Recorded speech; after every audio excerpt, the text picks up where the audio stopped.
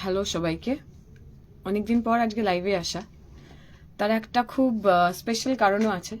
আপনারা সবাই জানেন যে পশ্চিমবঙ্গে এখন একটা প্রচণ্ড এসআইআর আবহ চলছে, এবং আমাদের মনে আছে এসআইআর অ্যানাউন্স হওয়ার সময় রাজ্যের বিরোধী দলনেতা শ্রীমান শুভেন্দু অধিকারী তিনি খুব চেঁচিয়ে চেঁচিয়ে কথা বলেছিলেন যে এসআইআর হলেই সমস্ত ঘুষপেটিয়া 1 কোটি রোহিঙ্গা 2 কোটি বাংলাদেশি তাদেরকে সব ধরা হবে, পাকড়াও করা হবে এবং ছুড়ে বাংলাদেশে ফেলে দেওয়া হবে। কেউ কেউ মানে কাউকে কাউকে তো আবার বলেছিলেন বঙ্গোপসাগরে পর্যন্ত ফেলে দেওয়া হবে।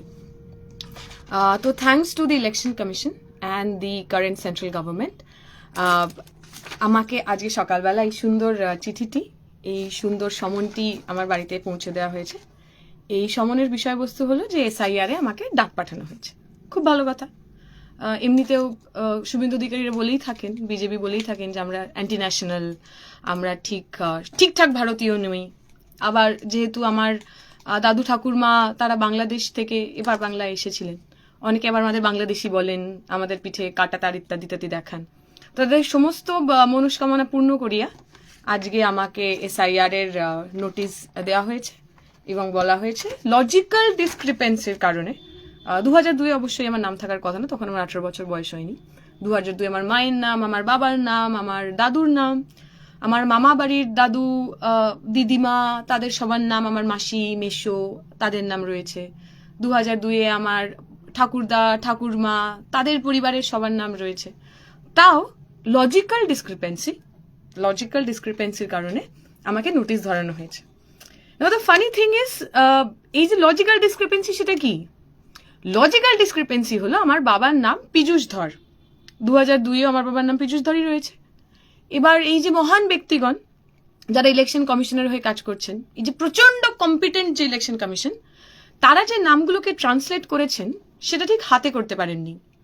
লোকবলের অভাব, হয়তো রিক্রুটমেন্ট ঠিকঠাক হয় না, সরকারি স্থায়ী লোকের অভাব, হয়তো কন্ট্রাকচুয়াল লোককে দিয়ে করিয়েছেন, আই ডোন্ট নো কি।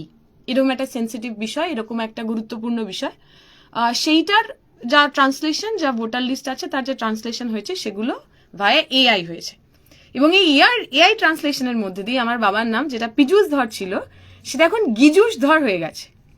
এখন ইলেকশন কমিশনের এটা দাবি যে আমার বাবা যে আসলে গিজুষ ধর নন পীযূষ ধর, আমার বাবা যে আসলেই আমার বাবা, এইটা প্রমাণ করার জন্য আমি নানা ধরনের ডকুমেন্ট নিয়ে ওনাদের কাছে যাই।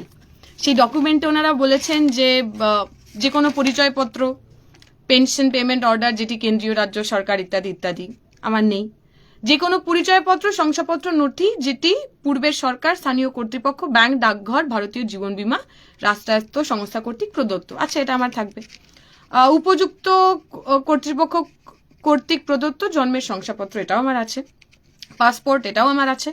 স্বীকৃত পর্ষদ বিশ্ববিদ্যালয় কর্তৃক প্রদত্ত ম্যাট্রিকেশনের শিক্ষাগত যোগ্যতার প্রশংসাপত্র, এটাও আমার আছে।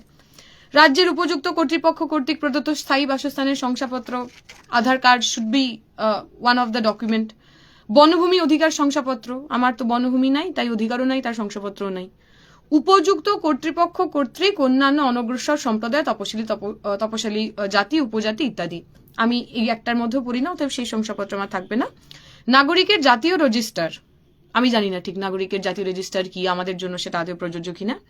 রাজ্য স্থানীয় কর্তৃপক্ষের দ্বারা তৈরি পারিবারিক রেজিস্টার, আমি সেইটাও আমার খুব আছে বলে আমি জানি না, এটা আমার বাড়ির লোককে জিজ্ঞেস করতে হবে। কোনো জমি বাড়ি বা বরাদ্দার সরকারি শংসাপত্র, আমার কোনো জমি বাড়ি সরকার দ্বারা এখনো তো বরাদ্দ হয়নি, সেটাও আমার নেই। আধারের জন্য কমিশনের তারিখে অমুক অমুক ERSFL2 প্রযোজ্য হবে, I don't know what that means. 1/7/2025 অনুযায়ী বিহারের এসআইআর এর নির্বাচক তালিকার নির্যাস। বিহারের এসআইআর এর নির্বাচক তালিকায় আমার নাম থাকাটা খুবই অদ্ভুত, কিন্তু ওনারা যখন চেয়েছেন কিছু একটা মনে করেই চেয়েছেন, নিশ্চয়ই এখানেও কোনো একটা কারণ আছে। এভাবেও নিশ্চয়ই কোনোভাবে ঘুষপেটিয়াদের ধরা যাবে, আমি জানি না কিভাবে, কিন্তু নিশ্চয়ই ওনারা যখন বলছেন মোদিজি কিছু ভুল করতেই পারেন না, কেন্দ্রের সরকার কিছু ভুল করতেই পারেন না, অতএব এইগুলো আমাকে দেখাতে হবে। এখন আমার কাছে এর বেশিরভাগটাই রয়েছে, আমার পাসপোর্ট রয়েছে, আমার 10th সার্টিফিকেট রয়েছে, আমার আধার কার্ড, ভোটার কার্ড ইত্যাদি রয়েছে। তো আমার বাবা যে আমার বাবা এবং আমার বাবার যে নাম পীযূষ ধর, গিজুষ ধর নয়, সেটা প্রমাণ করার জন্য আশা করি আমাকে খুব বেগ পেতে হবে না, কিন্তু নানদালেস আমাকে প্রমাণ করতে হবে আমার বাবা যে আমার বাবা। এবার ধরা যাক যারা আমার মতো একটু প্রিভিলেজ পরিবারের অংশ নন, এর আগে আমরা শুনেছিলাম যে মাধ্যমিকের আপনার যে অ্যাডমিট কার্ড, সেই অ্যাডমিট কার্ড থাকলেই আপনি যে আপনার যে বয়সের দিনক্ষণ, আপনার বাসস্থান, আপনার স্কুল, এইগুলোকে ডকুমেন্ট হিসেবে ব্যবহার করা যাবে। আমরা শুনলাম কিছুদিন আগেই ইলেকশন কমিশন বলেছে যে এখন অ্যাডমিট কার্ড হলে হবে না, আপনার যে পাস সার্টিফিকেট, সেই পাস সার্টিফিকেটটা আনতে হবে। এখন পশ্চিমবঙ্গের যে সমস্ত মানুষ খেটে খাওয়া গরিব সাধারণ পরিবারের মানুষ, যাদের মাধ্যমিক পাশ করার মতো যে লাক্সারি ছিল না, সেই প্রিভিলেজ ছিল না, সেই অবসরটুকুনি ছিল না, তারা কি করবেন? যাদের বাবা মায়ের বা যাদের বাড়ির লোকের যে ডকুমেন্ট, সেই ডকুমেন্টগুলো এক্ষুনি তাদের কাছে নেই, যাদের বাড়ির লোকজন মারা গেছেন, যাদের বাড়ির লোকজনের ডকুমেন্ট হয়তো ঠিক করে রাখা হয়নি, যাদের বাড়ির লোকজন হয়তো এখানে থাকেন না, তাদের কি হবে? আমরা প্রথম দিন থেকে বলেছিলাম যে এসআইআর এর মধ্যে দিয়ে ভুয়ো ভোটার ধরা পড়া সেটা একেবারেই এদের কাঙ্ক্ষিত লক্ষ্য নয়। এসআইআর করে যদি ভুয়ো ভোটার বাদ দিতে হতো, তাহলে তার আগে এতবার বামপন্থীরা যখন বহুবার ইলেকশন কমিশনের কাছে লিস্ট নিয়ে দাগ দিয়ে দিয়ে দেখিয়ে দিয়েছেন যে এরা মৃত ভোটার, এরা এখন এখানে থাকেন না, এরা ডেড ভোটার, এদের বাড়ি বদল হয়ে গেছে, এদের নামগুলো বদল করা হোক, কেন্দ্রের সরকার চাইলে, ইলেকশন কমিশন চাইলে সেগুলো করতে পারতেন, তারা করেননি। তারা ইলেকশনের একদম আগে আগে এসআইআরটা করছেন, যাতে এই এসআইআর কে সামনে রেখে একটা বিভাজনের রাজনীতি, একটা ফিয়ার সাইকোসিস তৈরি করতে পারেন। প্রথম দিন থেকে মনে করুন এই শুভেন্দু অধিকারীরা যেভাবে এসআইআর কে প্রজেক্ট করেছিলেন, যে এসআইআর বেসিক্যালি মুসলিমদের, বাংলাদেশিদের এবং পশ্চিমবঙ্গের মধ্যে থাকা বাংলা বলা মুসলিমদের, তাদেরকে ডি ভোটার করার, তাদেরকে ভোটার লিস্ট থেকে বাদ দেওয়ার একটা বিশাল বড় হাতিয়ার হতে চলেছে। প্রথম দিন থেকে যে প্রোপাগান্ডা ছিল, যে প্রজেকশন ছিল, সে তাই হয়েছে।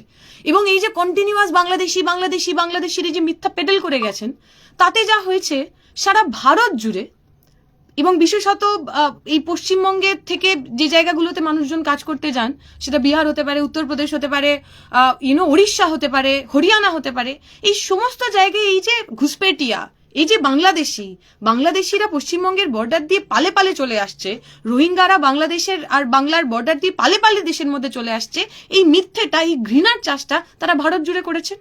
যার ফলস্বরূপ আজকে আমরা দেখলাম প্রায় 12 জন, যদি আমি ভুল না করি, এখনো পর্যন্ত 12 জন বাংলার শ্রমিক, পরিযায়ী শ্রমিক, যাদের বাংলাদেশি অপবাদ দিয়ে পিটিয়ে খুন করা হয়েছে।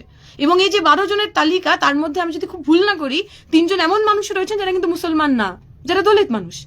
তাহলে শ্রমজীবী মানুষ বাংলা বলার অপরাধে বাংলার বাইরে কাজ করতে যাওয়ার কারণে তাদেরকে খুন করা হচ্ছে, তাদেরকে পিটিয়ে মেরে ফেলা হচ্ছে, তাদেরকে বাংলাদেশি বলা হচ্ছে, তাদেরকে প্রতিদিন নির্যাতনের মধ্যে দিয়ে নিয়ে যাওয়া হচ্ছে। এর দায়িত্ব বিজেপির সরকার, শুভেন্দু অধিকারীরা নেবেন না কেন?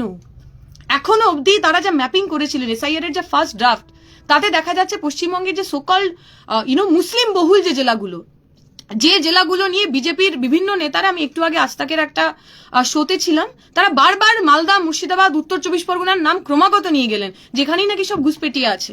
অথচ আমরা যদি এখানকার ম্যাপিং দেখি, তাহলে দেখবো মুসলিম বহুল এলাকাতে আনম্যাপড ভোটারের সংখ্যাটা নগণ্য। বরং এই বর্ডার এলাকায় যেখানে হিন্দুদের সংখ্যা বেশি, টু বি ভেরি ফ্র্যাঙ্ক মতুয়াদের সংখ্যা যেখানে বেশি, ওপার বাংলা থেকে আসা, নির্যাতিত ধর্মের কারণে, পরিচয়ের কারণে এপার বাংলায় চলে আসা যে মতুয়া সম্প্রদায়ের মানুষ, যে দলিত সম্প্রদায়ের মানুষ, যে পিছিয়ে পড়া সম্প্রদায়ের মানুষ, তারা যেখানে যেখানে আছেন, সেখানে সবচেয়ে বেশি আনম্যাপড ভোটার বেরিয়েছে। সবচেয়ে বেশি মানুষ ডি ভোটার হওয়ার, ওই বলে না, একদম সীমান্তে যারা দাঁড়িয়ে রয়েছেন, তারা এই এলাকার মতুয়া মানুষ, তারা এই এলাকার হিন্দু মানুষ। তাহলে এই রকম একটা সময় দাঁড়িয়ে, যেখানে একটা বিপুল অংশের খেটে খাওয়া মানুষকে তারা ডি ভোটার করতে চাইলেন, যখন দেখলেন যে তারা যে কমিউনাল লেন্স দিয়ে এটা করতে চাইছিলেন, যে হিন্দু মুসলিম বাইনারিটা ক্রিয়েট করতে চাইছিলেন, সেটা হলো না, তখন এই লজিক্যাল ডিসক্রিপেন্সির নামে তারা যেখানে যেখানে তাদের মনে হয়েছে যেখানে বিরোধীদের ভোট আছে, যেখানে যেখানে তাদের মনে হয়েছে যেখানে সংখ্যালঘু ভোট আছে, সেই জায়গাগুলোকে টার্গেট করার চেষ্টা করলেন। বলা হলো যে আপনার যদি 6টা বাচ্চা হয়, তাহলে আপনাকে এসে প্রমাণ করতে হবে আপনারই 6টা বাচ্চা। আপনার যদি বিয়ের আগে নাম খাতুন থাকে, এখন যদি বেগম হয়ে যায়, আপনাকে প্রমাণ করতে হবে আপনিই খাতুন ছিলেন, আপনিই বেগম হয়েছেন। এবং এই আমাদের মতো 2002 সালে যাদের নাম ছিল না, যারা সোকল ওই পরিবারগুলোর অংশ নয়, পিছিয়ে পড়া পরিবারের অংশ নন, যারা মুসলিম পরিবারের অংশ নন, আমাদেরও এমন অনেকের এদের ইনকম্পিটেন্সের কারণে, যাদের বাবার নাম ভুল হয়ে গেছে, বাবার কোথাও কুমার আছে, কোথাও কুমার নেই, কোথাও আগে শেখ আছে পরে শেখ নেই, কোথাও আগে মাঝের দেবী আছে, কোথাও মাঝে দেবী নেই, কোথাও অরুণ কুমার হয়তো ঘোষ লেখা ছিল, সেখানে অরুণ কু ঘোষ হয়েছে।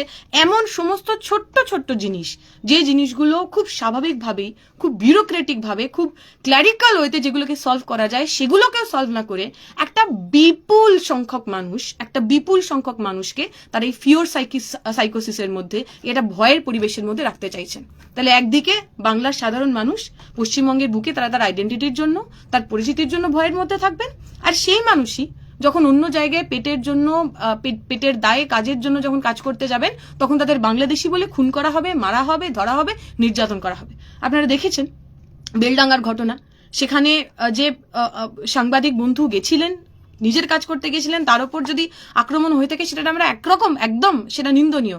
কোনো ধরনের শারীরিক আক্রমণকে কোথাও আমরা কখনো সাপোর্ট করি না, কিন্তু ওইখানের মানুষজন, আমি আজকে ভিডিওতে শুনছিলাম, তারা যে কথা বলছেন যে আমরা পশ্চিমবঙ্গে কাজ পাই না বলেই তো আমরা বাইরে যাচ্ছি।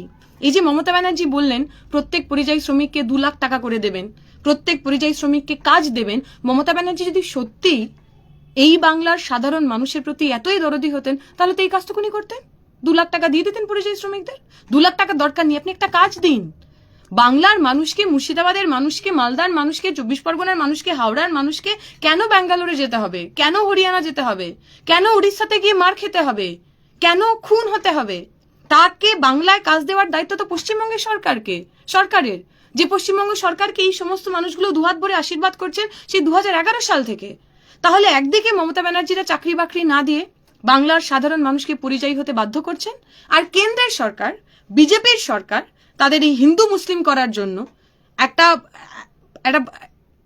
দেশের মধ্যে ডেভেলপমেন্টের ইস্যুকে একদম পিছন দিকে পাঠিয়ে দিয়ে, ভালো থাকার ইস্যুগুলোকে একদম পিছন দিকে পাঠিয়ে দিয়ে, কর্মসংস্থান শিক্ষার ইস্যুগুলোকে একদম পিছন দিকে পাঠিয়ে দিয়ে এই হিন্দু মুসলিম করার জন্য তারা এসআইআর কে একটা টুল হিসেবে ব্যবহার করছেন, যার মধ্যে দিয়ে বাংলার খেটে খাওয়া মানুষ, তিনি হিন্দু হতে পারেন, মুসলমান হতে পারেন, জৈন হতে পারেন, খ্রিস্টান হতে পারেন, আপনি যদি গরিব মানুষ হন, আপনি ক্ষতিগ্রস্ত হবেন।